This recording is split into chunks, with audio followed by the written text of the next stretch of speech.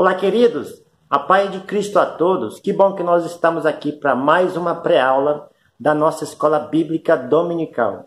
Que bom que Cristo, nosso Senhor e Salvador Jesus, nos deu mais esta oportunidade para estarmos aqui passando para você, querido aluno, querido professor, superintendente das escolas bíblicas dominicais, comentários, subsídios que muito têm agregado conhecimento para todos aqueles que amam estudar a palavra de Deus. Você que não me conhece, eu sou o professor Márcio e nós publicamos aqui neste canal uma série de estudos bíblicos da classe de adultos e também da classe de juvenis. Entre outras programações também, nós gostamos de publicar aqui na região. Programações evangélicas, cultos festivos, pregações, ministrações, entre outros. Portanto, você que não é inscrito, se inscreva no canal, compartilhe os nossos vídeos, curta, né? Ative também o sininho de notificação para que você possa receber os nossos vídeos, as nossas publicações aqui em primeira mão, tá bom? Nesta lição, nesta oportunidade, nós publicaremos aqui a lição número 5 da classe de juvenis, que tem como tema Ética Cristã na Valorização da Vida. Quero aqui deixar um lembrete para os meus queridos alunos que nós publicamos um vídeo ou vários vídeos a respeito também deste tema, que está na playlist segundo trimestre de 2018.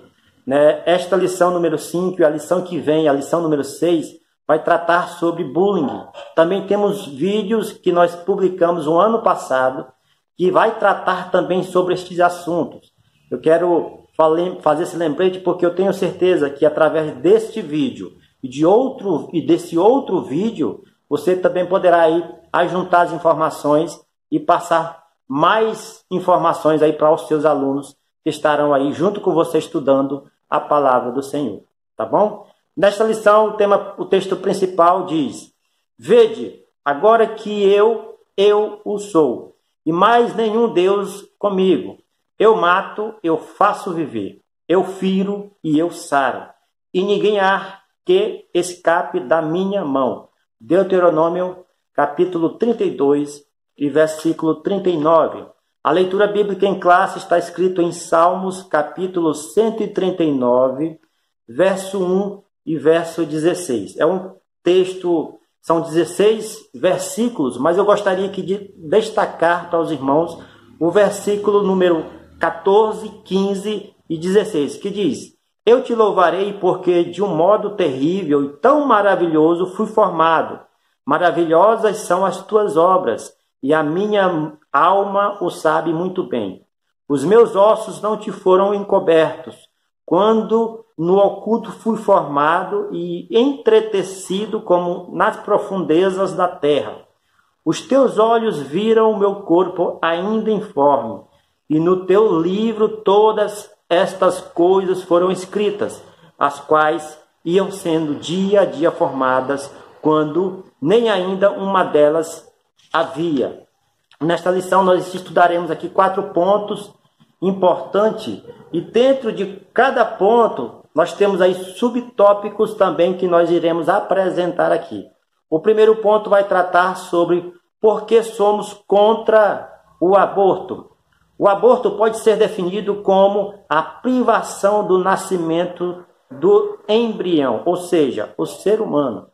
O aborto, ele tem essa definição de privar o nascimento de um embrião. O embrião é aquele feto que é gerado dentro da barriga, dentro do ser feminino da mulher, que é composto pela união do espermatozoide com o óvulo da mulher. Esta união vai formar uma célula nova que é chamada de zigoto. Essa célula nova, ela tem todas as características novas de um ser humano. Então, o aborto, ele faz com que este processo de desenvolvimento do ser humano seja cortado, seja interrompido.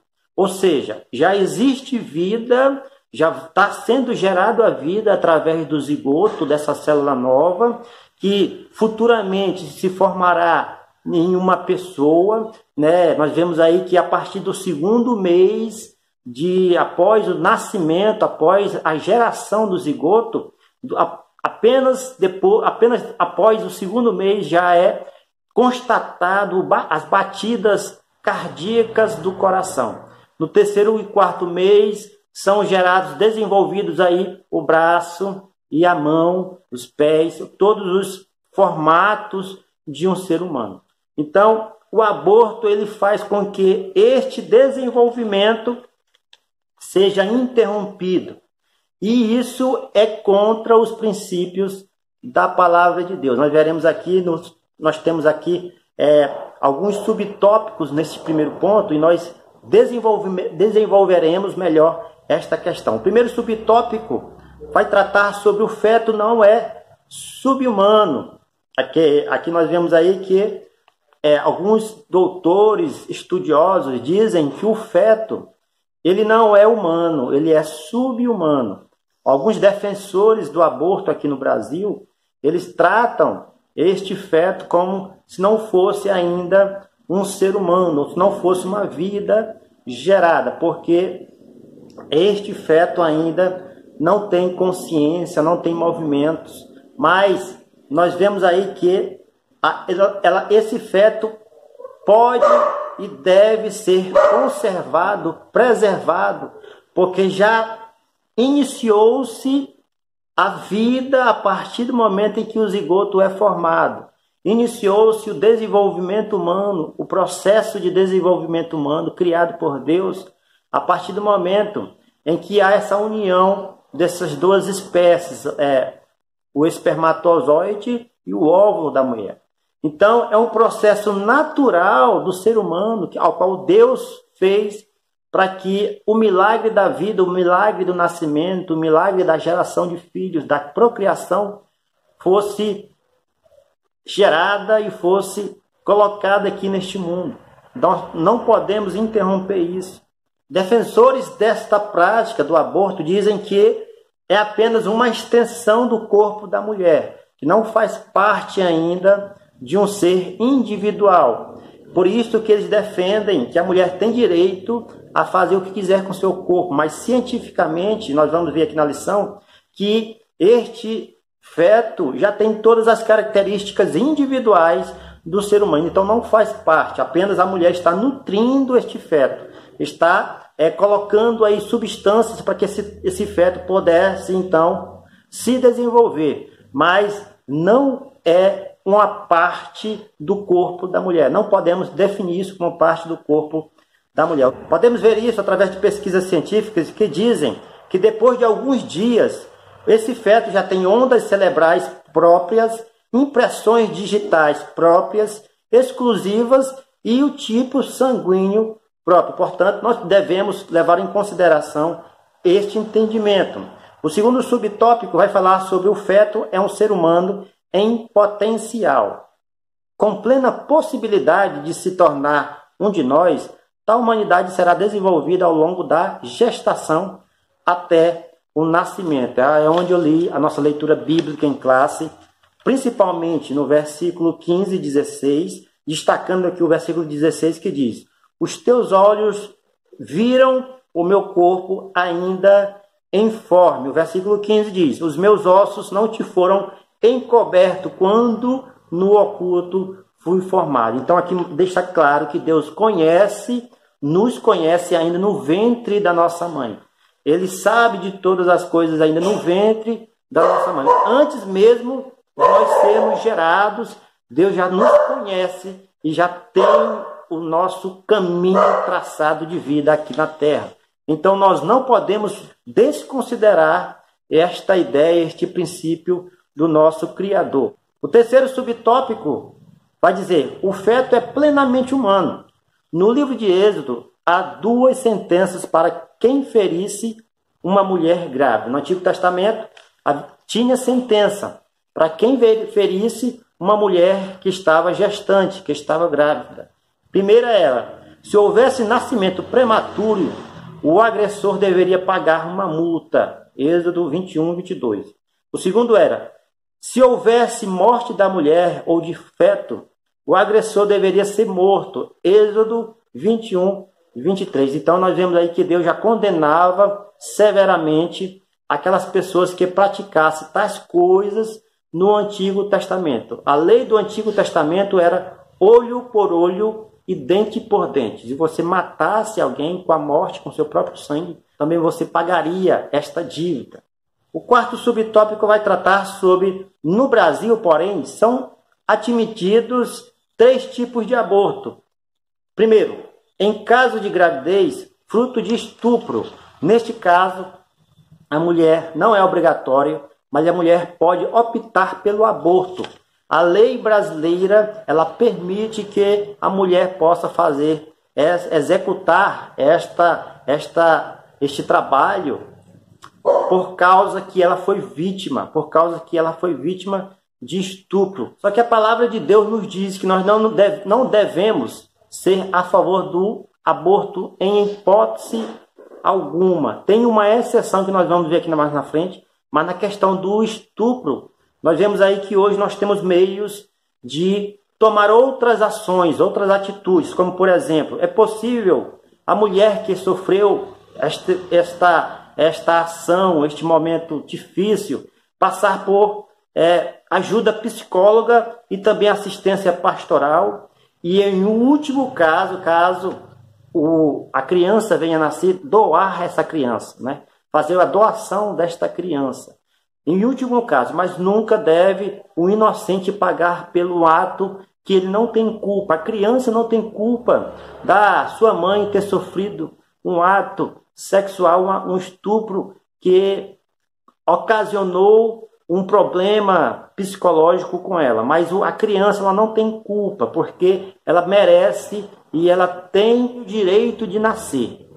E após o nascimento, se a mãe não quiser ficar com a criança, ela tem a opção de doar esta criança. Em caso de feto anencefalo, após a decisão judicial pelo Supremo Tribunal Federal em 2013, foi possibilitado o aborto de feto com ausência parcial do encefalo, que é o centro de sistema nervoso, ou seja, a má formação do cérebro. Também neste caso, nós não podemos então apoiar, como a ética cristã que nós estamos servindo ao nosso Deus, apoiar o aborto também nessas condições, porque nós que somos cristãos, nós acreditamos veementemente que Deus pode curar, que Deus pode restaurar a saúde, que Deus pode prover o milagre daquela pessoa que está enfermo, que possa ter nascido. Jesus, em um certo momento, ele cura um homem cego de nascença.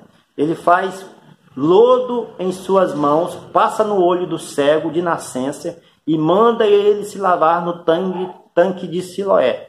Neste momento nós vemos aí que Deus promove um milagre naquele cego. E nós acreditamos ainda hoje que Deus é o mesmo ontem, é o mesmo hoje e será o mesmo amanhã. Ele sempre fará com que seus filhos anunciem e que ele presencie o milagre nas suas vidas. Então nós temos que acreditar, orar ao Senhor para que Deus possa mandar providências. Né? Um enfermo pode ser curado sim, mas se o enfermo não for curado, também nós devemos respeitar a vontade de Deus, mas nunca desfalecer da nossa fé, acreditar sempre que Deus pode curar segundo a sua vontade. O outro caso aqui é de risco de morte para a mãe. Neste caso, está sendo trocado uma vida por vida.